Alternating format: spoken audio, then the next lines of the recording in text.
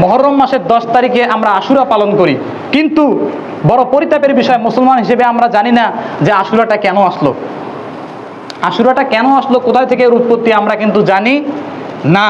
আমরা মনে করি 61 হিজরিতে কারবালার ময়দানে যে নবীজি সাল্লাল্লাহু আলাইহি ওয়াসাল্লামের দৌহিত্র হযরত আলী রাদিয়াল্লাহু তাআলা আনহু এর ছেলেকে হত্যা করেছে, শহীদ করে দেওয়া হয়েছে কারবালার সেই প্রান্তরে।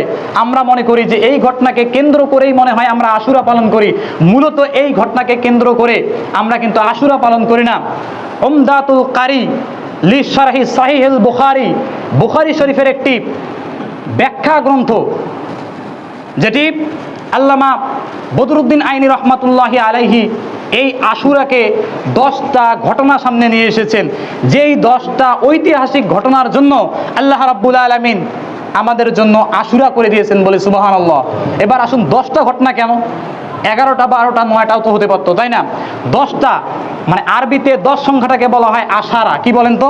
আশারা মানে 10 সংখ্যা, 10 মানে যেমন 10 ইংরেজিতে, আরবিতে আশারা মানে কি 10। এই 10টা ঘটনা সংঘটিত হয়েছিল, যার কারণে আমরা আশুরা পালন করি। এখন এই 10টা ঘটনা কি আপনারা শুনবেন? শোনার ইচ্ছা আছে? আমি সময়ের দিকে লক্ষ্য রেখে অত্যন্ত সংক্ষিপ্ত আকারে শুধু আমি টাচ দিয়ে যাব, কারণ এগুলা ব্যাখ্যা বিশ্লেষণ করার, তাফসীর করার একেবারেই সময় নাই। এগুলো 10টা বিষয়, একটা বিষয় না তো, 10টা বিষয় যদি একটু একটু করে বলতে যাই 2-3 ঘন্টা সময় লাগবে। অতএব আমি শুধু হেডিংগুলো বলে দিয়ে যাচ্ছি। 1 নাম্বার, যেই মুহররম মাস এসে গেছে, এই মুহররম মাসের 10 তারিখ আশুরার দিনে যে আমরা আশুরা পালন করি, এটি সাধারণ কোনো দিন নয়। এই দিনে হযরত মূসা আলাইহিস সালাতু ওয়াস সালামকে যেদিন পিটাচ্ছিলেন, যেদিন কি করতেছিলেন, অত্যাচার নির্যাতন করেছিলেন, পেটাচ্ছিলেন, এমন সময় নমরুদের দলবল চারদিকে ঘেরাও করে নিয়েছে। আর মূসা আলাইহিস সালাতু ওয়াস সালামের সামনে বিশাল এক নদী, তিনি পার হবেন কিভাবে? তিনি তবুও দৌড়া শুরু করলেন। দৌড়াইতে দৌড়াইতে যখন তিনি নদীর কিনারায় চলে আসলেন, এবার চিন্তা করলেন আর তো আমি সামনে এগোতে পারবো না, কারণ পানির মধ্যে পা দিলেই আমি তলিয়ে যাব, আর পিছনে আছে নমরুদের বাহিনী। কিন্তু আল্লাহর নবী চিন্তা করলেন না, তবুও তিনি নিজের ঈমানকে শক্ত করে তার দলবলকে সাথে নিয়ে তিনি একবারে সামনের দিকে অগ্রসর হলেন। এমন সময় আল্লাহ রাব্বুল আলামিন নবীকে জানাই দিলেন, হে নবী, তোমার হাতে যে লাঠি আছে, এই লাঠি দিয়ে তুমি আঘাত করো। লাঠি দিয়ে আঘাত করার সাথে সাথে 12টা রাস্তা তৈরি হয়ে গিয়েছিল। তাহলে এবার বলেন তো, নদীর মধ্যে রাস্তা যিনি তৈরি করে দিলেন তিনি কে? সেই আল্লাহ মনে হয় এখন নাই, তখন ছিল। কথা বলেন না কেন? সেই আল্লাহ তখনও যেমন সেই নবীকে তিনি একবারে উদ্ধার করেছিলেন, সেই আল্লাহ কিন্তু এখনো আছে না নাই? আল্লাহ রাব্বুল আলামিন নবীকে বললেন, হে নবী, তুমি পার হয়ে চলে যাও। হযরত মূসা আলাইহিস সালাতু ওয়াস সালাম ওই রাস্তা দিয়ে পার হয়ে চলে গেল। নমরুদ পিছন থেকে দেখতেছে যে এরা তো পার হয়ে গেল, আমিও পার হই। যখন এই নদীর মাঝখানে চলে গেছে, আবার ওই সাবেক নদী একবারে আগের মতো হয়ে গেছে। দলবল সহ নমরুদকে আল্লাহ রাব্বুল আলামিন সেদিন পানির মধ্যে ডুবিয়েছিলেন। এই দিনটা সাধারণ কোনো দিন ছিল না, এই দিনটা ছিল আশুরার দিন, মুহররমের দিন। জোরে জোরে পড়ে সুবহানাল্লাহ। 2 নাম্বার, নূহ আলাইহিস সালাতু ওয়াস সালাম এর সময়ে তিনি তার উম্মতদেরকে 950 বছর তিনি দাওয়াত দিয়েছিলেন। কিসের দাওয়াত? আল্লাহর পথে মানুষকে দাওয়াত দিয়েছিলেন। কার পথে? আল্লাহর পথে। 1 বছর 2 বছর নয়, 950 বছর। আমরা সে পর্যন্ত হায়াত পাই না, আমাদের হায়াত সর্বোচ্চ 100 বছর। কিন্তু হযরত নূহ আলাইহিস সালাতু ওয়াস সালাম 950 বছর তার জাতিকে তিনি দাওয়াত দিলেন। কত বছর? জাতিকে দাওয়াত দিলেন। জাতি বুঝলো না। কম সংখ্যক লোক সেদিন হযরত এই নূহ আলাইহিস সালাতু ওয়াস সালামের ডাকে সাড়া দিয়ে, আল্লাহর ডাকে সাড়া দিয়ে তারা ঈমান গ্রহণ করেছিল। এমন সময় হযরত নূহ আলাইহিস সালাম আল্লাহর কাছে ফরিয়াদ করলেন, হে রব্বুল আলামিন, আমি তো আমার দায়িত্ব পালন করে যাচ্ছি, কিন্তু উম্মতেরা তো আমার কথা শোনে না। আল্লাহ, তুমি তাদেরকে ধ্বংস করে দাও। আল্লাহ নবীর দোয়া কবুল করে একবারে বিশাল বড় প্লাবন দিয়ে দিলেন এবং নবীকে বললেন, তুমি একটা নৌকা তৈরি করো, এই নৌকার মধ্যে তোমার ইমানদার বান্দাদেরকে তুমি উঠায় নাও। ইমানদার বান্দাদেরকে তুমি কি নাও? উঠায় নাও। এবার দেখেন হযরত নূহ আলাইহিস সালাতু ওয়াস সালাম তার এক পুত্র ছিল কেনান, সে কিন্তু ঈমান আনে নাই। এখন নবী হয়ে ছেলেকে কিভাবে নৌকার মধ্যে ওঠাবে? কারণ যারা ঈমানদার তারাই কেবল নৌকায় উঠতে পারতেছে, যারা ঈমানদার না তারা কিন্তু নৌকায় উঠতে পারতেছে না। এবার নবী যখন আল্লাহকে ফারিয়াদ করে বললেন, ইয়া রাব্বাল আলামিন, আমার সন্তানকে আমি উঠাতে চাচ্ছি, আল্লাহ বলেন, না না, তুমি নবী হয়েও তোমার সন্তানকে উঠাতে পারবে না, কারণ সে ঈমান এখনো গ্রহণ করে নাই। তাহলে দেখেন, নবী হয়ে তার সন্তানকে ঈমান না আনার কারণে বাঁচাইতে পারলো না। কিয়ামতের দিন আমরা যদি শেষ নবীর উম্মত হিসেবে নিজেকে দাঁড় করাতে না পারি, আল্লাহর দেওয়া হুকুম আহকাম আমরা যদি সঠিকভাবে ফুলফিলভাবে পরিপূর্ণভাবে পালন করে যেতে না পারি, তাহলে কি আমরা কিয়ামতের দিন আমরা কি পার হতে পারবো? বলেন।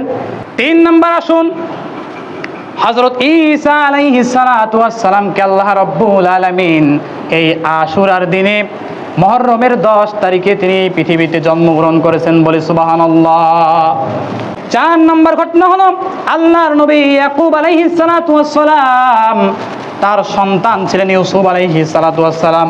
ইউসুফ আলাইহিস সালাতু ওয়াস সালাম ছিলেন অন্ধ, কিন্তু মানুষেরা, তার উম্মতেরা নবী ইয়াকুব আলাইহিস সালামকে বলতেছে, তুমি তো নবী, তোমার সন্তান তো অন্ধ, তুমি তোমার রবকে বলে তো তোমার সন্তানকে ঠিক করতে না পারো, আমরা তোমার উপর কেমনে ঈমান আনবো?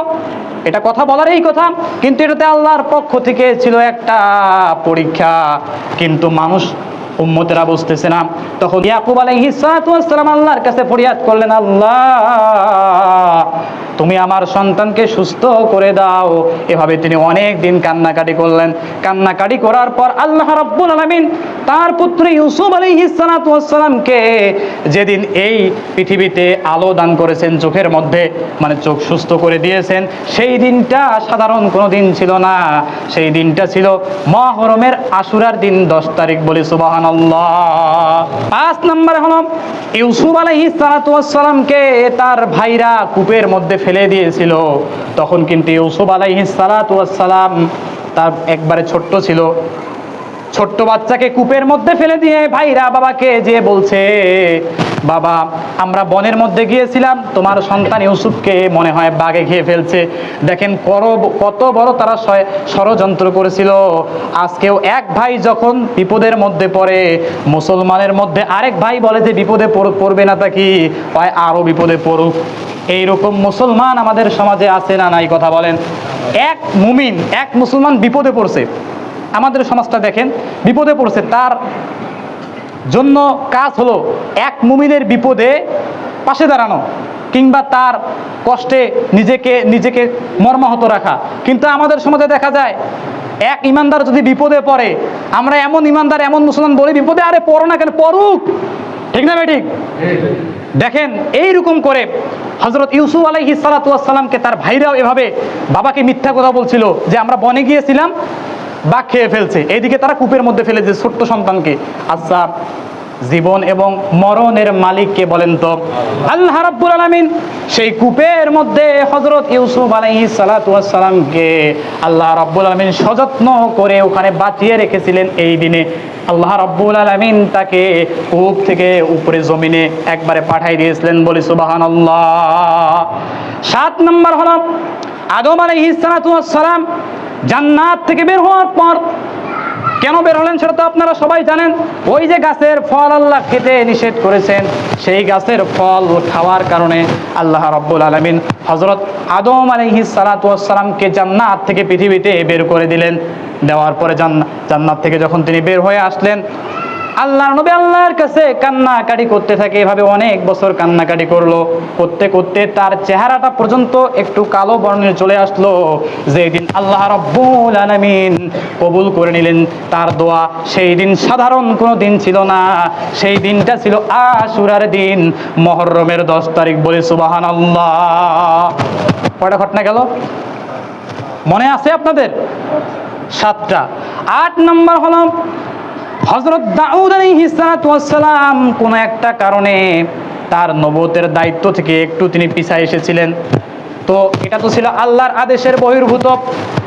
যখন তিনি বুঝতে পারলেন, আহারে আমি তো আমার দায়িত্ব সঠিকভাবে পালন করতেছি না, আল্লাহর কাছে আমি কি জবাব দিব? তখন আল্লাহ এই তার ভুল বুঝতে পেরে তিনি অঝর ধরায় আল্লাহ রাব্বুল আলামিনের কাছে দোয়া করলেন। আল্লাহ রাব্বুল আলামিন তার দোয়া যেদিন কবুল করেছেন, এই দিন সাধারণ কোনো দিন ছিল না, সেদিন ছিল মুহররমের 10 তারিখ আশুরার দিন। পরে সুবহানাল্লাহ।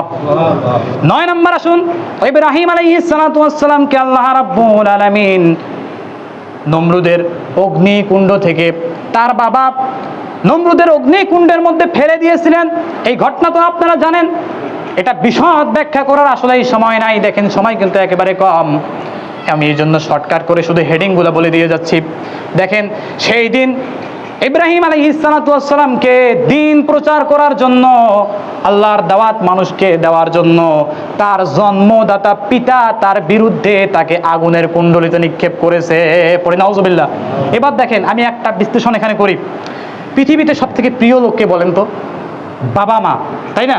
আমরা কোনো সমস্যা হলে, যে কোনো সমস্যায় আমরা বাবা মাকে সব কিছু বলি এবং মনে করি যে বাবা মা ছাড়া এই পৃথিবীতে আমাদের মনে হয় আপনজন আর কেউ নাই, মনে করি না? কিন্তু সেই বাবা পর্যন্ত ইসলামের দাওয়াত দেওয়ার কারণে, কোরআনের দাওয়াত দেওয়ার কারণে, হক কথা বলার কারণে, আল্লাহর দিকে মানুষকে আহ্বান করার কারণে, মূর্তি পূজার বিরুদ্ধে কথাবার্তা বলার কারণে হযরত ইব্রাহিম আলাইহিস সালাতু ওয়াস সালামকে সেদিন তার নিজের বাবা ইব্রাহিম আলাইহিস সালামের হাত ধরে একবারে কুণ্ডলীর মধ্যে নিক্ষেপ্ত করেছে। তার মানে বোঝা গেল ইসলাম কবুল করার কারণে বাবাও আপনার বিরুদ্ধে যেতে পারে। তবে কি আপনি আপনার বাবাকে মেনে নেবেন?